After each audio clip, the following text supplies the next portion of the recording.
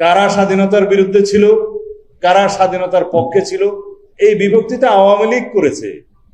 স্বাধীনতার পক্ষের এবং বিপক্ষের শক্তি সাজিয়ে স্বাধীনতার চেতনা, মুক্তিযুদ্ধের চেতনা বিক্রি করে তারাই ফায়দা নিয়েছে।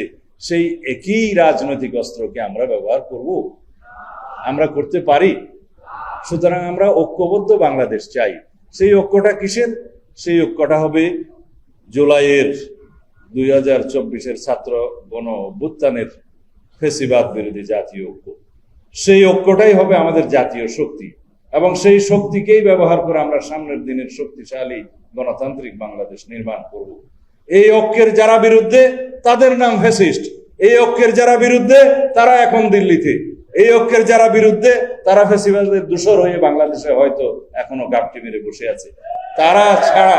তারা ছাড়া সবাই আমরা ঐক্যবদ্ধ, এবং সেই ঐক্যবদ্ধ শক্তিকে আমরা অবশ্যই সমুন্নত রাখবো। সেই ঐক্যবদ্ধ শক্তির মধ্যে অবশ্যই গণতান্ত্রিক পদ্ধতিতে কিছুটা বিতর্ক হবে, কিছুটা সংগ্রাম হবে, নির্বাচন হবে, কেউ বিরোধী দলে যাবে, কেউ সরকারি দলে যাবে, কেউ তর্ক বিতর্ক করবে, কিন্তু সেটা বাংলাদেশের শক্তিশালী একটি রাষ্ট্র কাঠামো বিনির্মাণের লক্ষ্যেই হতে হবে। বাংলাদেশের মধ্যে বিভেদ সৃষ্টির জন্য কোনো রকমের কোনো ওয়েপন, কোনো রকমের অস্ত্র আমরা কারো হাতে তুলে দিতে চাই না।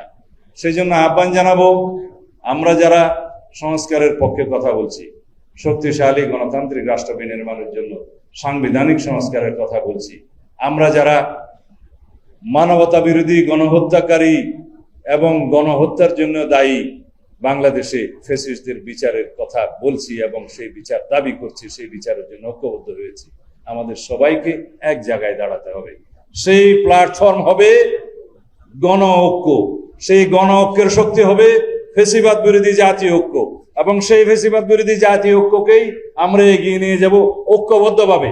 এই ঐক্যবদ্ধ পথ চলার মধ্যে আমাদের টার্গেট থাকবে, আমাদের সীমা থাকবে, আমাদের লক্ষ্য থাকবে শুধুমাত্র বাংলাদেশ বিনির্মাণের জন্য, সবার আগে বাংলাদেশ বিনির্মাণের জন্য আমাদের একটাই মাত্র নিতে হবে, সবার আগে বাংলাদেশ।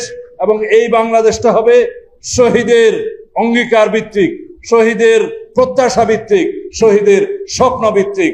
এই আন্দোলনে, এই গণ অভ্যুত্থানে যারা রক্তদান করেছে এবং যারা পঙ্গুত্ব বরণ করেছে, যারা অন্ধত্ব বরণ করেছে, তাদেরকে আমাদের সব সময় জবাবদিহিতা করতে হবে তাদের কাছে। এইটা যেন আমাদের চেতনার মধ্যে থাকে, এটাই একমাত্র চেতনা হোক। মনে রাখবেন, এই সুযোগ শতাব্দীতে একবারও আসে না। কোন দেশ শতাব্দীতে একবার স্বাধীনতার স্বাদ নিতে পারে। সেই দেশের স্বাধীনতা যদি আমরা রক্ষা করতে না পারি, সেটা পরাধীনতার নামান্তর হবে। যেই অবস্থা আমরা বিগত সময়ে দেখেছি, ফ্যাসিস্টদের সময় আমরা নামমাত্র স্বাধীন ছিলাম, আমাদের একটা ভূখণ্ড ছিল, একটা পতাকা ছিল, বাংলাদেশ নামে একটা রাষ্ট্র ছিল, কিন্তু সেই রাষ্ট্রটা পরিচালিত হতো অন্য জায়গা থেকে। সেরকম পরাধীনতা তো আমরা চাইনি। সেরকম পরাধীনতার শৃঙ্খলে যাতে আমাদের আবদ্ধ না হতে হয়, সেজন্য সবার আগে বাংলাদেশ থাকবে। আমাদের কোনো বিদেশি প্রভু থাকবে না, আমাদের বন্ধু থাকবে বিদেশে, কখনো কোনোদিন প্রভু থাকবে না।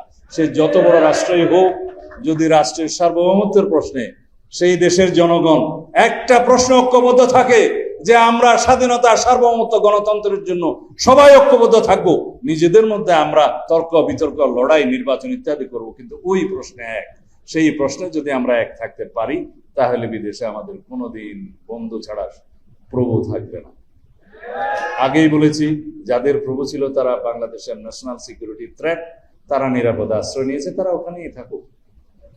কারণ তাদের রাজনৈতিক মৃত্যু হয়েছে ঢাকায়, বাংলাদেশে। তাদের রাজনৈতিক মৃত্যু শুধু নয়, তাদের চেতনার মৃত্যু হয়েছে বাংলাদেশে, কিন্তু চেতনা নিয়ে দিল্লিতে আছে। তাদের এখানে কোনোদিন যাতে আওয়ামী লীগের নামে, ফ্যাসিস্টদের নামে বাংলাদেশে কোনো রাজনীতি করার সুযোগ না পায়, সেই রকম রাজনৈতিক কালচার আমাদেরকে সৃষ্টি করতে হবে।